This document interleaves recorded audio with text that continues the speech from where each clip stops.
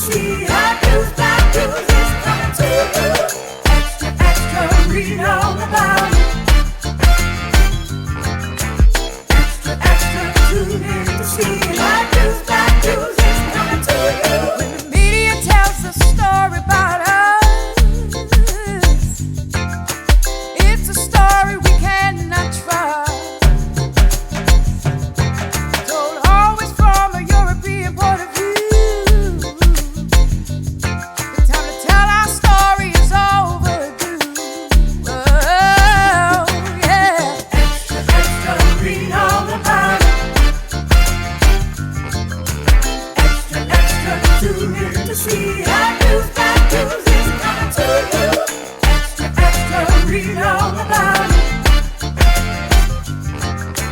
Extra, extra, tune in to see. Black news is coming to you. The media stories are negative. Rarely is it positive. Good morning, Megan. Hey, Janae, how are you this morning? I'm doing well. How are you? Introduce yourself to the people. I'm Megan Irons, and I'm a reporter with the Boston Globe, and you are? I'm Janae Osterheld, and I'm a columnist for the Boston Globe. And you're listening to episode 8 of Black News Hour, a radio partnership between the Boston Globe and Historic Boston Black News. We're here as Black journalists to bring conversations about the news to loyal BBN listeners like you. And I'm here with my illustrious co-host, Megan Irons of The Spotlight. And we are celebrating Women's History Month today. Go ahead, Megan. And Janae, I am always delighted to be with you, Miss Janae Osterheld. Because you're the residential troublemaker. And we have some good troublemakers in the house today. Tell the good people who's joining our roundtable today. Yes, we have an amazing lineup today of powerful women celebrating with us Women's History Month.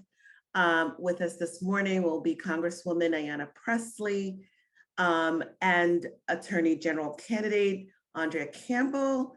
We have former Massachusetts gubernatorial candidate Danielle Allen and community activist Stephanie Gurand. And so, listen, these are phenomenal women marking Women's History Month, and I can't wait to delve into our conversations with them. I am so excited. And today we're debuting a new segment, Let's Talk Boston, with our amazing reporters, Alana Barfield and Tiana Woodard. It's going to be all about what's happening now, what's new, what's young, what's fun, and what's on.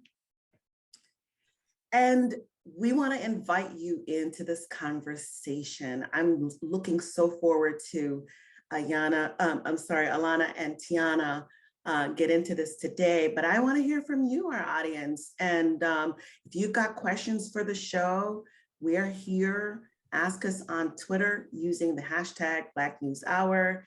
And for more content like this, or to subscribe to Black News Hour newsletter, I meant to say, you can visit globe.com/Black News Hour. And Megan, you know, I always like to kick the morning off with some Black joy a la A Beautiful Resistance, where we celebrate Black joy and Black lives at bostonglobe.com/A Beautiful Resistance and on Instagram at A Beautiful Resistance. So tell me, what is giving you joy this week?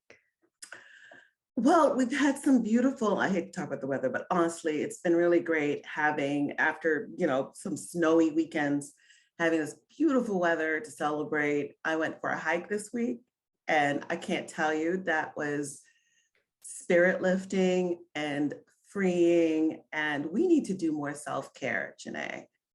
Oh, we need to do more self-care. And I'm actually glad you brought up hiking. I think in the future, we probably should do an episode about Black folk in nature, because outside is ours too. Ocean is ours, hiking is ours, swimming is ours. Like there's so much beauty in New England and nature in New England And I feel like for so long, because of injustice and access, we've been denied a lot of things that other communities have access to. So I do encourage people to get out and hike. And if you don't know how to swim, to learn to swim, to enjoy the ocean as the weather starts to break, and really make spring something for us. That's part of your self-care. That's part of justice, is to have that space and to take that space. And sometimes you just need to slow down. So slow down and rest, as the Nap Ministry, whose book you can pre-order next week, says, we need to rest. We need to have that balance. We cannot allow the grind machine and capitalism to eat us. Man, we are celebrating Black History Month, and I wanna ask you this question. I'm curious about what the other guests are gonna say too. Is there some woman in history that you carry with you in your work, in social justice advocacy and reporting, and as a journalist? Is there someone that you are celebrating and marking today? This Women's History Month, the women's history I carry with me is deep. I would start with my mother, who was a white Jewish German woman who gave birth to the Black woman that is me. And she's no longer here with us, but I carry her with me. I carry Ida B. Wells and Toni Morrison and Zora Neale Hurston, Maya Angelou. I carry so many amazing elders and ancestors with me in the work I do. Nina Simone, the storytellers, the space makers, the space takers. I think about women like Assata Shakur and Angela Davis. And I also think about the women that are ensuring our Black present and Black future. Women like Derricka Purnell and the Nap Ministry. What about you? What is the women's history you carry with you? I recognize a lot of the women you talked about, Ida B. Wells and so many others. But this year, as we are watching war unfold right before our eyes on our television screen, I'm thinking about all the women journalists out there on the front lines, risking their lives to bring us the truth. I'm thinking about people who are talking to survivors, trying to cross over into different parts of Europe. I'm thinking about all those women today, telling us the truth tellers. And so this Women's History Month, those are the women I'm holding near and dear to me on this Friday morning. And and one of those women that we carry with us that's ensuring our Black present and Black future is already here. I heard the doorbell ring. I believe that Congresswoman Ayanna Pressley is here with us. So I am so excited to welcome her to our table. Good morning.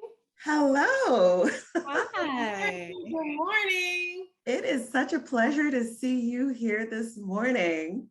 Oh, it's good. It's good to be with y'all. I am so proud of you two. So grateful for you two, for the role that you play. Honestly, and just the work of liberation. You stoke our consciousness. You reflect the consciousness. You disrupt. You truth tell. You spotlight. Ida B is very, very proud. Oh, yeah. Thank you so much. Yeah. So I'm thrilled to be with you, and it's Women's History Month.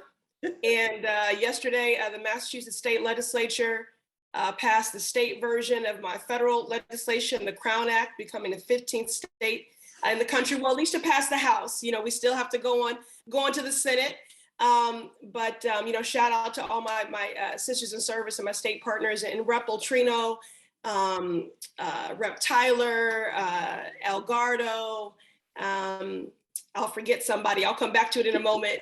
But Miranda, and now it goes to the Senate. And then today we'll vote on the federal version in the House, the U.S. House of Representatives of the Crown Act. So,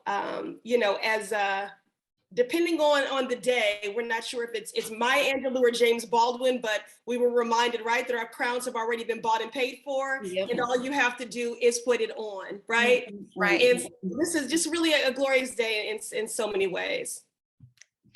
I am so excited. Free our hair. Love our hair. Celebrate how we carry our crowns. Megan? I want to say for those of our audience who don't know you, and they should know you, hello. Ayanna Pressley is our Congresswoman representing the 7th Congressional District and serving parts of Boston and surrounding cities. She was the first Black woman ever elected to the Boston City Council in 2009 and the US Congress in 2018. As we've said already, we are so thrilled to have you. And you talked about the Crown Act. I mean, sometimes I wonder, how did we get here where we have to sort of put in legislation respect for our here? Talk about that and talk about what Women's History Month means to you, Congresswoman. Sure. Well, first and foremost, listen, I say policy is my love language. And the reason why it is because, hurt and harm have been codified in our laws very precisely, very intentionally. We have not codified, the value of Black lives in our budgets and our policies, quite the opposite. And so, I'm of the belief that if we can legislate hurt and harm, which has, resulted in generations of inequities, disparities, racial injustice, anti-Black sentiment codified into law, then we can legislate equity, we can legislate healing, we can legislate justice. And that's the work that I seek to do every day, shaped and informed by my angel, my ancestor, my mother. Every child's first teacher is their parent. My mother was an extraordinary parent. She did not read me, bedtime stories as a child of being a princess and being saved by anyone. She read me the speeches of Barbara Jordan and Shirley Chisholm, and children's books, and gifted me coloring books that were produced by the Chicago Defender and the Black Press. And, she told me that to be Black is a beautiful thing and something I should be proud of, but that I was being born into a struggle. And she had an expectation that I would do my part in the work of the liberation of Black people, but really of all marginalized communities. And so, Megan, when you ask, how did we get here? We got here because of laws, the politicization of Black women, how we show up in the world, our bodies, how our hair grows out of our head, the criminalization of that has been codified in everything from school discipline and dress code policies to workplace policies. And so Black Americans, and disproportionately Black girls and Black women, have experienced a punitive response to simply how we show up in the world, resulting in higher disciplinary expulsion, suspension rates in our schools, and in the workplace, resulting in often not getting an interview, not being promoted. If you were to do a Google search of unprofessional hairstyles, what you would be met with are a barrage of images of Black women with our hair in locks, in afros, and protective braided styles. And so the Crown Act, which I'm proud to be an original co-sponsor of, would just ban race-based hair discrimination. And Congresswoman, and I think your introduction was just spot on that Megan gave you, but I also like to call you the People's Congresswoman because you are out here for liberation for all peoples. Boston is in such a fragile place right now. I like to say it's kind of in a tug of war between old parochial Boston and kind of the possibilities of what can be and radical change, which you are so known and loved for. What do you want to see happen in Boston as we go forward to build the kind of city we need to be? Well, I've always wanted us to put into practice many of the values that we espouse. And that's true, as a country, as a commonwealth, and as a city. At the most base level, what I want is for people to be able to show up in the world fully, authentically, unapologetically, without fear, without discrimination, without violence, an equitable opportunity for upliftment, advancement, wealth building, and for joy. Just if I were to just make it just at the barest, essence there. And so again, for me, that all begins with our lawmaking, because we have historically been under-resourced, divested from, and that has not created an equitable ecosystem whereby we can thrive. And so I'm going to take it back to policy. I'm grateful for the effusive praise of Black women on the ballot. Shout out to Andrea Campbell running for AG statewide, and she'll be joining us shortly. Shout out to Danielle Allen, who had the courage, to put herself out there and now is, offering some spotlighting and truth telling about, the barriers to running for office. But again, sometimes the victory is not in our traditional definition of the outcome, but the victory is in the running. And so we commend her for having the courage to run.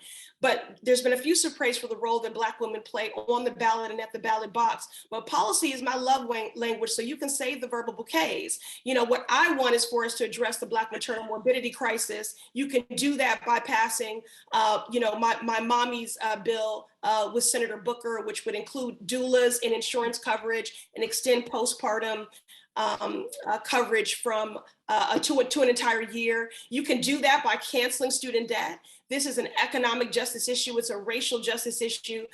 It is a gender justice issue disproportionately borne by Black borrowers and Black women. Black women are the most educated, so we carry the most debt.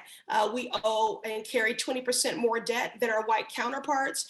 85% of Black students have no choice but to take out loans to pursue higher education because of draconian discriminatory policies like redlining, which denied our families' ability to build generational wealth. We are 5 times more likely to default. So President Biden was given the authority by Congress through the Higher Education Act to cancel student debt. He can do it by executive action. I've been leading that fight in the House. We've been successful in getting the administration to pause student loan payments during the pandemic twice. And we've seen people be able to remain safely housed, to purchase essentials. Some people have become first-time home buyers, in their entire family, first-generation home buyers. And so this can be transformative. And with the power of the pen, by executive action, canceling broad-based student debt at $50,000. Now we know that's not the sum of the problem. We have to address affordability, and that is about Pell Grants and tuition-free college and all those other things. But the fact that Black women still only get paid 65 cents on the dollar to our white male counterparts, we're the most educated, carry the most debt. If you want to show your support for Black women, support is a verb, and policy is my love language. And so I don't need any verbal bouquets. Alleviate this hardship, alleviate this burden, jumpstart the economy, ensure that we have a robust recovery from this pandemic-induced recession, cancel student debt. So that's what I want to see. Federally, the reason why I ran for Congress is because the inequities and disparities and racial injustices, many of them that we see playing out for generations on the state and municipal level, were initiated by federal policy. So to me, this is really where it all starts. This is where we undo centuries of harm. This is where we chart a different, brighter path forward. So Women's History Month, Black women, address the maternal morbidity crisis, cancel student debt, reparations, pay equity, pay me what you owe me, Black home ownership, we want it all, I've been covering you for many, many years, and you are who you say you are. You opened the doors on the city council for survivors of homicide, giving them space to air their trauma. And so this has been you 100% all the way through. And we're happy for that. And I remember too, you would bring your mom, a picture of your mom, to every city council meeting, and you would put her on your desk. Do you still carry her with you in today? And Megan, thank you for that. Thank you for that. And I have to say, since you brought up my mom, because I'll evoke her today on the floor when I speak and debate for the Crown Act. But I also want to remind people, speaking of women's history and Black women and the Supreme Court, I remember being on the steps of the Supreme Court with my mom. And I remember, just so many times being in Washington with her on those steps. And next week, we're going to start to make history. Since the inception of the Supreme Court, there have been 115 justices, not a single Black woman, over 100 white men. And representation matters. We need a Black woman on the court, but not just any Black woman. And what we have in Judge Brown is someone who was committed to racial, economic, reproductive, disability, housing justice, and more. And what about the fact that she wears sister locks, y'all? That's right, Judge Brown. She wears sister locks, and she would be and she would be the first former, public defender to serve in this role. So this is an exciting time, but as you said, in many ways, it's the best of times and the worst of times, right? I see this huge landscape shift happening, in the Commonwealth. It's greater than our ancestors' dreams and what we ever could have imagined. Mm-hmm. So, you all have been a part of ushering that change in. Thank you for this platform. Congratulations to the two of you. Yes, Megan, I'm carrying my mom in all things, and I hope in word and deed that my actions are a love letter to her and her righteous example. Amen. Amen. Thank you, Congresswoman Presley, for being here with us. You are a gift and a joy, and we are about that third term life. Yes, right. Have a wonderful weekend. We're getting ready to bring in our young, fabulous reporters, Tiana and Alana, to introduce their brand new segment, Let's Talk Boston. They are the future. Thank you so much. Thank you. Thank you, Thank you. Shout out to all my alopecia queens. Rock your baldy. That's right, baldy and beautiful. Thank you. Love it, love it, love it. Oh my goodness, that was so spirit lifting. Listen, we needed that, and now we need our sisters. As Ayanna Presley would say, our sisters in service, Tiana Wooder and Alana Barfield of the Boston Globe, to come join us for Let's Talk Boston. Good morning, Sister Queens. The floor is yours.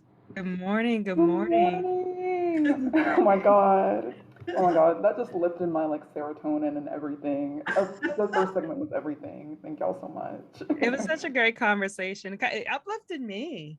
Right. It's everything that I needed, Tiana. Especially literally. At 8 a.m. Oh my God. 8 a.m. So for everyone who's tuning in right now, we have a new segment called Let's Talk Boston, and we're giving you everything from the latest trends to what's happening in the city. But before we dive into all of that, we want to introduce ourselves, right? Because I feel like it's important to know who we are as hosts. So again, my name is Alana Bearfields. I am originally from here. I went to school in New Orleans at a historically Black university called Xavier University of Louisiana. So all my Xavierites out there, XU. Really excited to be talking about the Black culture in Boston. And of course, my favorite artist is Beyonce, the queen herself. I had to share that tidbit. But Tiana, introduce yourself. Oh my gosh. Well, my name is Tiana. I'm not from Boston. Born and raised in Nashville, Tennessee. I've lived in Beaumont, Texas for the past 12 years, just moved here. I've only been in Boston for about 9 months, but the city has welcomed me with open arms. And I'm really excited to just be a part of the city's culture and also just explore it and learn more through this segment and also share what I know with y'all. And my favorite artist, yes, my favorite artist I would say is Prince. Oh, okay, that's a good one. Yes, yeah. We love Purple Rain. Go ahead. Tiana, I just want to kind of ask you too, what was it like living in Beaumont, Texas? So for everyone listening in, Beaumont is a little bit outside of Houston, about an hour away. And I just kind of want to get your perspective on it, how that was living there to now transitioning into living in Boston. You're one of the only people I know up here that has heard of Beaumont. So when you said that, I was like, oh my God. Well, like as Alana says, completely correct. Beaumont's like an hour out and a half out east of Houston. It's 30 minutes to Louisiana. I can drive in Louisiana in 30 minutes. I would say that living there, I think that I never really understood, I think, until Boston, how much I took Beaumont for granted in a Mm. sense. Like, there's pluses and downsides for both cities, but I think for Beaumont, it was far less segregated, I would say, than in Boston for sure. I grew up in Nashville, and I think living in Beaumont and living there was one of the first times I think lived with all walks of life per se. In my schools, just being exposed to so many cultures, like living like with Cajun community, a really big Vietnamese community, a really big Latinx community, and like Beaumont has like Jefferson County. That county has the highest percentage of Black people in Texas out of all counties. So it was a really big like melting pot, and it was less like far less segregated. So I was exposed to so many different people, and I think that it was like one of the greatest moves. I know we call Beaumont Bourmont because there's not anything to do there, but it did change my life, and I really love it, and I miss it a lot. Mm. And like I wanted to also like ask you, going to Xavier, like I went to UT Austin, which is a PWI, definitely different from an HBCU. I guess like coming from Boston, what was that experience like being in an HBCU and being in the South, for your undergraduate career? Yes, that's a really great question. I think for me, it was a culture shock, right? Mm, Walking around that campus and just seeing to my left, to my right, Black excellence. And it made me want to mm, work harder. There's been studies time and time again that you learn better from professors that look like you yep. because you understand, right? I had a Black psych class, and it was really important to dig in those tough conversations, what is happening in our community, in our culture. So I think Xavier gave me the momentum that I needed, and instilled me with so many life lessons that I use today. And it's Mm, important to continue to reach back to these HBCUs because they are producing groundbreaking people in our society who are making a right. difference. But right, so when we look at Boston, there's so many women, especially this month because we're shining the light on women who are making a difference. And, this segment is talking about news, but also it's about culture, the intertwine of it all. And so Right. before we get into all of that in future shows, we also do a rundown of like what's happening in the city.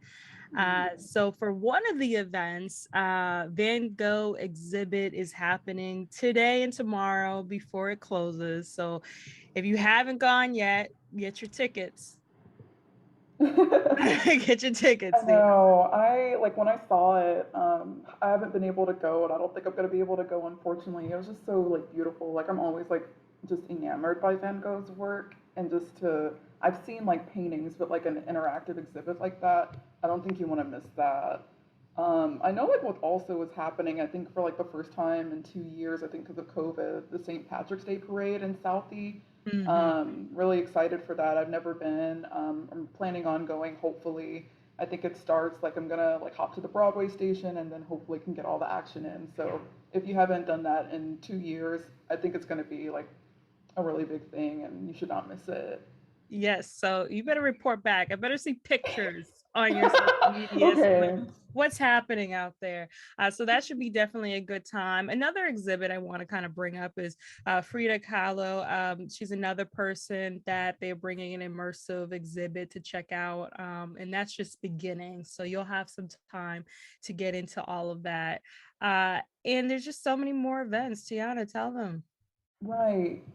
Just like we would be amiss without like mentioning any like especially Black women centered events. Like one thing that I know is happening in Quincy next week on Thursday. It's an event called A Woman's Worth, and it's an event, a live event where it's just going to be a plethora of like Black women-owned businesses that are going to be able to show like their products and stuff, and you're just going to get really supporting Black women-owned businesses because we got to lift our sisters up. So do not miss that. It's next Thursday night, I believe, at 6. You can double check me on that, but it's in Quincy. There's going to be refreshments, a DJ. It's going to be really great. It's going to be great. And there's just so many events that we've been seeing on social media, but not on just social media. There's so many topics that people are discussing that's been buzzing on social.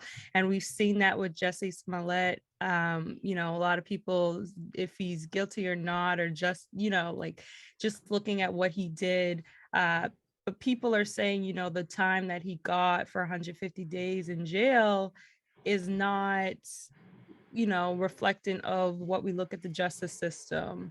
So that's been a huge conversation, Tiana, what we've seen time and Right. time again. Right. I know like another thing that was really buzzing, I think, earlier at the beginning of this week was, I think at the Critic Choice Awards, a director, I think her name is Jane Campion, like in her speech, she pretty much said that like, unlike Serena and Venus Williams, that she competes against men in her field or her category, which is completely wrong because definitely they have worked or played with men in different like tennis matches. And so it was just kind of like, why do you have to put down a Black woman specifically to lift yourself up? I was definitely like kind of outraged about that. And I know that social media rightfully was too. It's always been a conversation. It's like the stigma of crabs in a barrel. It's just, you know, you want to bring other people down. And, you know, I always say time and time again is that all Black women can have a seat at the table. You know, everybody can win no matter what. And for all our music listeners out there, Normani is coming out with an album. It's coming, people. I see Tiana is getting excited right now. Yeah, Fair came out this morning, and please listen, please listen. But Yes. I know that, oh, sorry, I know we're like wrapping up towards the end. The time was went by so fast. Right. Oh, Time no. went by so fast. But before we go to wrap up, Let's Talk Boston, I want to leave a quote of the day. And this is from our girl, Rihanna. I think women want freedom. They want to be empowered. They want hope. They want love. They want all the things that I want. And I'm not afraid to say those things and act on them. And I think that's why they identify with me. Once again, my name is Alana Bearfields. And I'm Tiana Woodard. Thank y'all so much for listening for our first segment. So excited to continue this conversation with y'all. We are so excited to have you ladies join us. And I just want to add, if we're talking about events people need to go to, please go to Silk R&B Party at Big Night Live and enjoy all of your favorite R&B. Dance it out, feel it out. You know, we're entering the spring and ain't nothing with a little bit of body whining happening on. Join DJ Real P and go to Big Night Live and get your tickets. I'm so excited to be in a conversation with you guys and just to have you here. And Megan, please come back to the stage. We will see you all next month with Let's Talk Boston and celebrating so great to all have things you. in the net. Sorry to talk over you, Janae, but I just wanted to say it was so great to have Tiana and Alana. That was awesome. Thank you, ladies, for your insights. And now we are ready to bring in our Powerhouse Roundtable. Excited for this. Yes. And before we do that, I believe we are saluting nurses this season, right, Megan? Yes, Janae. The Boston Globe invites you to nominate a nurse who has given you or your family special care within the past year. Select stories will appear in the special Salute to Nurses advertorial section publishing May 8th in the Boston Sunday Globe. Nominated by this Sunday, March 20, at globe.com/nurses. Absolutely. We celebrate all of the many nurses who help us to be our best selves and help create access for those of us who have been disproportionately locked out. Don't forget to send us your questions using the hashtag Black News Hour. And we are privileged to have such illustrious guests who are very much the Black women we carry with us to help honor our Black past, secure our present, and build our future. We have Danielle Allen, Andrea Campbell, Stephanie Guerin, like, come through. Woohoo! I am so excited to have all of you here, but let's first do a little introductions. Danielle Allen, as most of you know, ran for governor this year. She is the head of Harvard University's Edmund J. Saffer Center for Ethics. Allen's written several books, including Why Plato Wrote and Cause, The Life and Times of Michael A. She was the first Black woman to launch a major party run for governor in Massachusetts before ending her campaign earlier this month. Danielle, we're so thrilled to have you this morning. It is great to be with you. And I was listening into your previous segments and they were spirit lifting. What a great way to start Friday morning. Thank you so much. Oh, we are so happy to have you here. We also have the brilliant and talented Andrea Campbell, a lawyer and politician, having served 2 terms on the Boston City Council starting in 2015. She became the first Black woman to serve as council president, the first woman elected in her council district, which includes Mattapan. And she is now running to be the state's next AG, an office that has never been held by a woman of color. And that is something that both Danielle and Andrea having in common as far as breaking boundaries and creating that representation that we have not seen before in certain offices. So we're so excited to welcome you to the table, especially on this Women's History Month, Andrea Campbell. Thank you both for having me. It's great to be here. And I was listening in as well, and about good weather and dancing. I was like, okay. So it's great to be here with all of you. And finally, we have Stephanie Gurand, who is one of the founders of the Holistic Emergency Alternative Response Team, or HART, a Cambridge community-led nonprofit focused on providing an alternative to policing that supports unhoused people and those in mental distress. HART is a community-founded organization as well. Stephanie, welcome to our show. Good morning. Thanks for having me. I'm really excited. We are so excited to have you here. And, you know, Megan and I, we like to keep the mission of A Beautiful Resistance in every episode and celebrate Black joy. So before we get into this conversation that is going to be all things Black women and justice, could each of you tell us about the women's history you carry with you and what's bringing you joy? Yes. Andrea, you can start. Let me unmute. It's my mom. It's funny, just this morning, I was talking with my team about folks who inspire you, who honor you, and they named Maya Angelou because I met her when I was in middle school, and it was a transformative moment in my life. But it's my mom because she planted the seeds of faith that I carry with me deeply, that get me through the joyful moments, but also the hard moments. And so this morning I was blasting Promises by Maverick City, and that wouldn't happen if she didn't plant those seeds long ago. And so my joy, which is my middle name, and my peace are authentic because of that faith and because of what she instilled in me. Danielle. Well, I will shout out my mother as well. My mom is white, so a little bit of a different kind of context there, but you know, it really matters for those of us who were raised by people who didn't look like us, that they nonetheless reached out and embraced who we were and found ways to open up space for us. And alongside my mom, my aunties, my Aunt Karen and my Aunt Rosalind, who were 2 of the strongest women ever known to human history.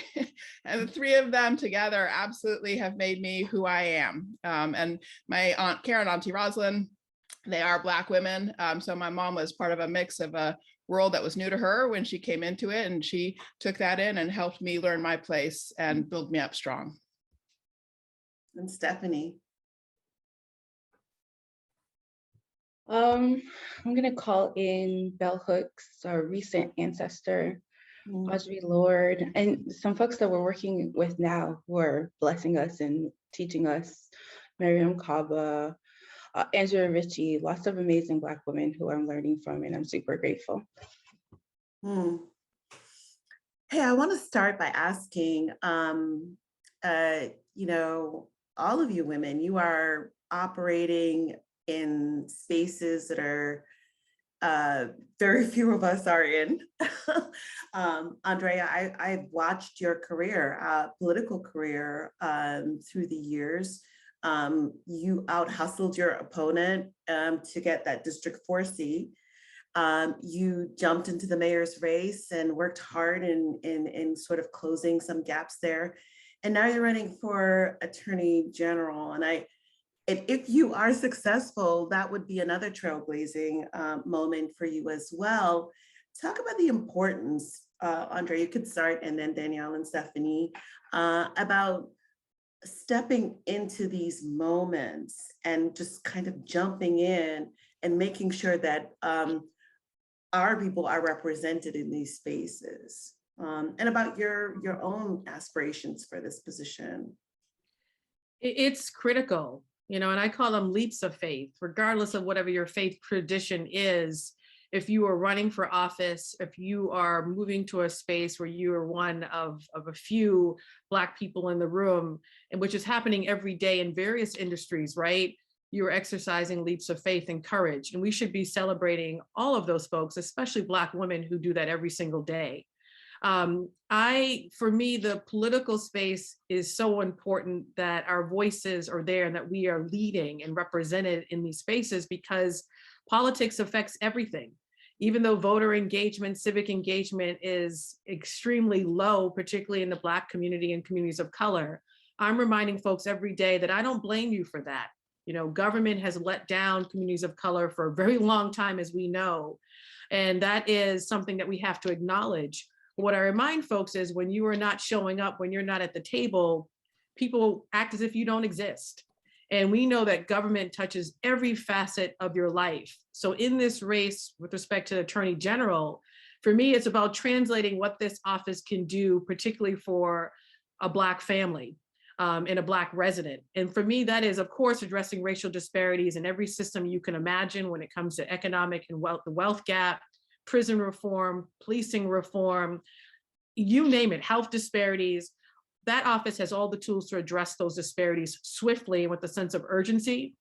But the office also can help a family access a living wage, access healthcare, make sure they have a safe community and a resilient community to live in that is prepared for the next climate event or the next pandemic, to make sure our kids have access to an excellent education, to make sure that we are protected from predatory practices which disproportionately affect communities of color.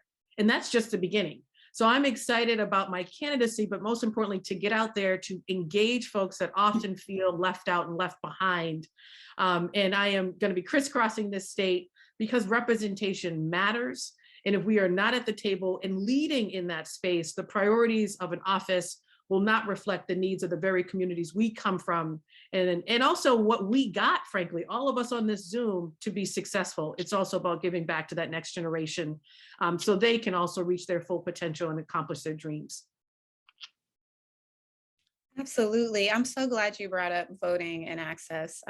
Danielle, right now you are entering the next phase of your political career, and I would love to have you just pull up and give sermon on ranked choice and access to actually running for office and what we need to do to move forward so we can have more representation in the political sphere. Absolutely. Thank you so much, Janae. And let me just share a little bit of story to start. So, in my own case, a lot of you know I've had a pretty bleak view of where we are in this country in terms of what's possible for communities of color. Ever since 2009, I lost my baby cousin, Michael, and lost him to mass incarceration and gun violence. And I'd had a mixed picture before that, light and dark. I saw the dark, I saw light, but that really gave me a kind of bleak view. And then the pandemic hit, and there were such different impacts for different communities in our Commonwealth. And I just reached a point where I couldn't take it anymore. And I just didn't have confidence that anybody in the race, statewide office for governor, was going to give voice to what I saw and what I felt. And I also knew I had the capacity. I was fortunate to have achieved the place of financial freedom, to have achieved the place of professional networks and the like, that I did have the capacity to do it. And so I had the thought, if not me at this moment, who else is going to give voice to these things? And so that was the reason to run. But you're right, Janae, that what we really need to do is bring down the barriers to running. The fact that it took me this long into my career for it to be possible for me to run, this is not acceptable. The fact that at the end of the day, it's really hard for people to actually believe there's a genuine path forward if they're going to run is not acceptable. One of the answers is ranked choice voting. You're completely right to bring that up. And if we had ranked choice voting where people could go into the voting booth and vote for their first choice and their second choice and their third choice, that would give a lot more people the chance to come into the space and be able to accumulate that support and build up that support and get over the threshold. So I also want to shout out Sister Tanisha Sullivan, who's running for Secretary of State, as you may know. Also was one of the honorary co-chairs for our ranked choice voting ballot proposition a couple of years ago. And she would bring those changes. She would bring down the barriers so that we could make sure we were seeing representation, as Sister Andrea said, and I want to lift up her candidacy as well. It's so exciting to see her in this race. So absolutely, ranked choice voting is one of the keys to getting voice and access for communities of color in this state. Wow. And Stephanie, you are in a space that is so relevant and prevalent right now, looking at alternatives to policing, particularly for very vulnerable people. And I wondered if you could take a moment to talk about HEART and its mission and different ways that you can think about, I don't know, policing, if you will.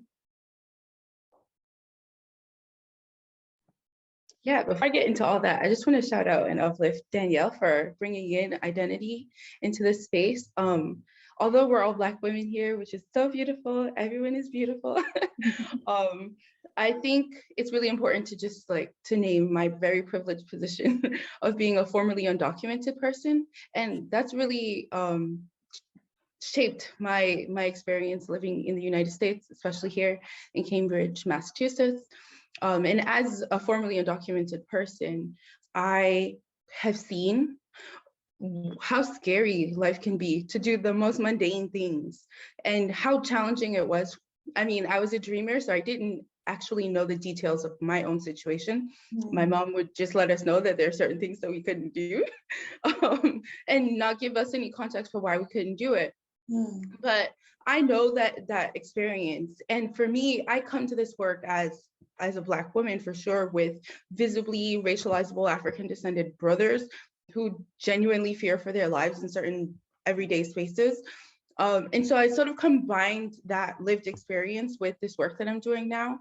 For us, we've created HEART as a program that's meant to give people someone to call without having to weigh out the very real possibilities of being deported or having to go to jail or being just being in a system that will prevent you from having access to certain resources. So instead of having to weigh out those very real things in situations where you feel unsafe, there needs to be a program that doesn't require any sort of interaction with existing punitive carceral systems. And so for us, we created HEART to be that intervention, someone to call when you need it without having to think, without having to weigh out, like you need to get out of a situation. We can call us and we can transport you to another location, no questions asked. For us, it's about also connecting people to resources and giving people the information they need to consent or not consent to certain existing resources. And for us, we want to reduce encounters with the carceral system. We think that will make a dent in mass incarceration in Massachusetts. And we also think it's really crucial for us to give people the option to make the decision whether or not it is the actual police that needs to be called or another organization.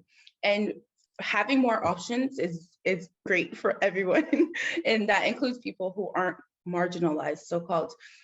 Giving people more options is what we need to do, and innovating around public safety is what we need to do. And we need to make sure that innovative solutions like HEART are well resourced so that we can genuinely collect data and see if policing as it is or other alternatives may be the better way to go in the future. That's all. Stephanie, I am so excited about Heart and excited the work you are doing. Stephanie didn't tell you guys this, but they have a bunch of volunteers that are literally going through the very hard and tedious work of EMS training so that they themselves can respond to calls and help people who are in distress, learning about mental health, learning about how to check people's heart. I mean, just really, really going above and beyond to be members of their community who are empowered and learned to protect the community. And as I'm thinking about what Danielle said and what Stephanie said about identity, and I think it's really important in this space to talk about the nuances of being Black. Like, there's no one Black in America. We use the term Black American, and that's awesome. But, there's, Haitian Americans and there's Black people who speak Spanish and Black people who speak French and Creole and even, Taiwanese. Like, we have Black people all over the world from the diaspora, and Boston and Cambridge and Greater Boston is just one of those places where we exist in so many multitudes. And I'm so excited to see us finally start celebrating that and lifting that, and also talking about the very different experiences we all have as Black women. And then just the privileges, we often talk about privilege in this very one way, but it's, to Stephanie's point, we all sit here as privileged people who have, we're documented, we're American citizens, we have a certain level of privilege. I'm a light-skinned Black woman. I know that holds a certain level of privilege. We're all professionals and have a salary coming in. I would love to hear Andrea talk a little bit about kind of making space for the different ways to be Black and woman, because I really feel like, and everyone really to talk about this, but I really feel like as Black women, we are told we have to be this one way. And any time you step out of that, it shifts. I mean, we've seen it happen over and over. Absolutely. And I just have to appreciate what Stephanie said, particularly about the vulnerability of sharing about being undocumented. I remember as a city councilor being very intentional in the work that we were doing to make sure that we were recognizing folks were documented and undocumented, but including them in the conversations and making sure that programming and resources were available to them regardless of status, because they were contributing to our communities and our cities in incredible ways. So I really appreciate you lifting that up. And the fear piece, right, as well. For me, it's interesting though, in this conversation, although we are all very much privileged, we are living in homes, we have resources, we have access to so much and so many networks. All of us have spoken to a carceral system that affected us, which I think is so fascinating. It tells you about the breadth and the scope and magnitude of mass incarceration. I talk freely about my twin brother, Andre, dying. This year actually marks 10 years since he died while in the custody of the Department of Correction. And so as I'm going out on the trail in this journey, in this race, I am lifting up his story in a different way. And frankly saying, the office that I am running for Attorney General, this race feels a little bit more personal, in that this is the office that could have investigated or pushed the Department of Correction to look into what happened to Andre and so many other families that have had some very unfortunate interactions with the carceral system in Massachusetts. And so I just think it's important to name that regardless of our identity, if you are living in Black skin, you have probably in some way been connected to the carceral system or had a loved one, a relative, a neighbor be involved, and how traumatic that is.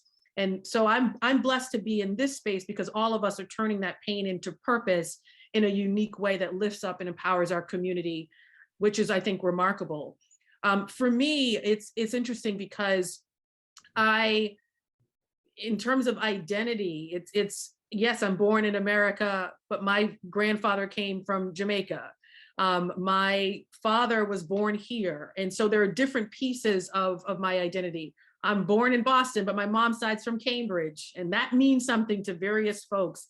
And so I think it is creating space for us to just tell our stories, without judgment, to love on one another, to celebrate one another, and to remind us, and this is what my faith tradition tells me, that we were all here for a very unique purpose, that we were all here with specific gifts and talents that are not someone else's. I tell my two boys that all the time. They are special.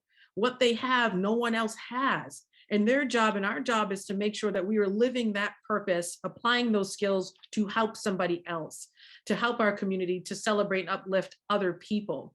And if we step into a space, creating space for us to tell our stories, we inspire one another, we love on one another, we take our rightful places. There's no jealousy, there's no hate. There is about helping each other get to our rightful places. And the world, of course, becomes a better place. And I just think we need more spaces to share our stories. And government in particular has to also be at the table creating those spaces, because we know enough voices are not represented. And if that's the case, we're going to continue to perpetuate a narrative that Black identity only means one thing. It can only be one thing. And so we have the ability to challenge that, particularly those who are in elected office and who are running for office as well. Danielle, I was curious about your feelings, just sort of piggybacking on what Janae said and what Andrea just said, on Ketanji Brown Jackson. There was a great piece this morning by Kimberly Atkins-Storrs, fusing her historic nomination with her wearing sister locks, and representing us in a way that on such a high level, and our natural hair. And we see very different hairstyles this morning. So I'm curious about what you think about her nomination and being in the space and sort of this, right-wing blowback she's getting, and sort of the firmness and the courage that we all have to undertake in taking on these positions, especially when they haven't always been traditionally open to us. Wait, Danielle, I want you to chime in, but we are going to actually ease on out and say goodbye to our radio listeners as we keep this conversation going for a few more minutes. So I just want to say thank you for tuning in to our radio listeners. Thank you for tuning into Black News Hour, #Black News Hour, bostonglobe.com/Black News Hour. And we will see you next month with more lively conversation and more celebration of Black life in our beautiful city and beyond. And now back to you, both Danielle and Stephanie. Well, it's just a beautiful thing to see for sure. And my daughter is super excited about it. My daughter says, yay for what my daughter calls a blurred Black nerd, okay? And so we're talking about different kinds of Black women who are out there. Let's keep the blurs in the mix too. And I'm a proud blurred Black nerd.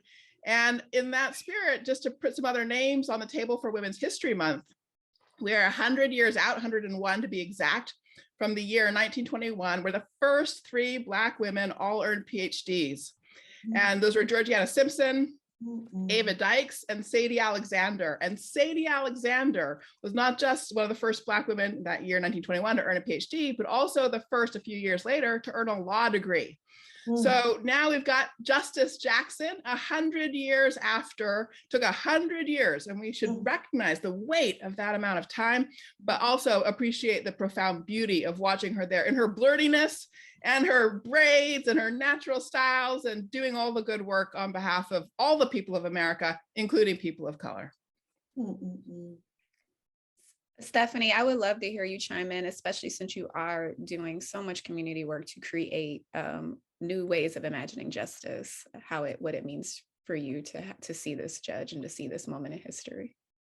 Yeah, I mean, it's really surprising that it's taken this long for her to get us up there, but grateful that it's happening now.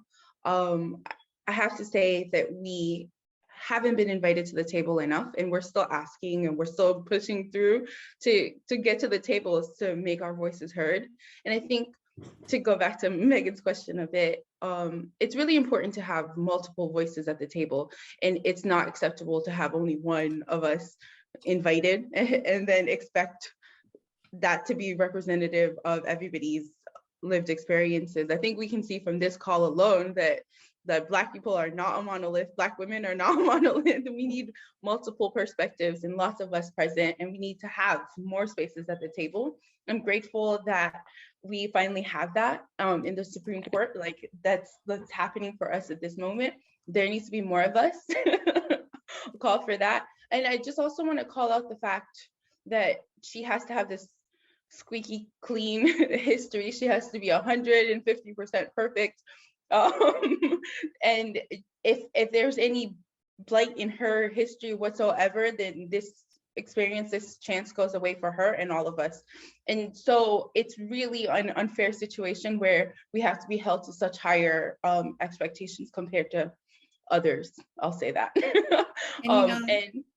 Go ahead. I just want to say thank you so much, because that's such an important point to put out, that we are held to unfair expectations and standards in every space we occupy, no matter how far, how many accolades, how many privileges we gain, we are still Black and women, and the fight continues. There's always something working against us. For a Black girl, even the air be heavy, and we have to fight to fly, and we need that support system. So I just want to thank everyone for being with us today on Black News Hour as we bring our Women's History Month celebration and celebration of Black women to a close for the next show that's starting at 9. Thank you so much. Join us again next month at Black News Hour. Megan, close us out. Thank you, everyone. I want to say before we go that when I saw Ketanji Brown Jackson, my eyes welled with pride.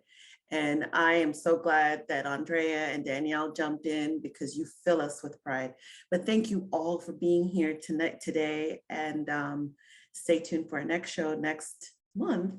And we'll keep you posted in what we'll be talking about. Thank a Black woman, love a Black woman, support a Black woman. Thank you so much.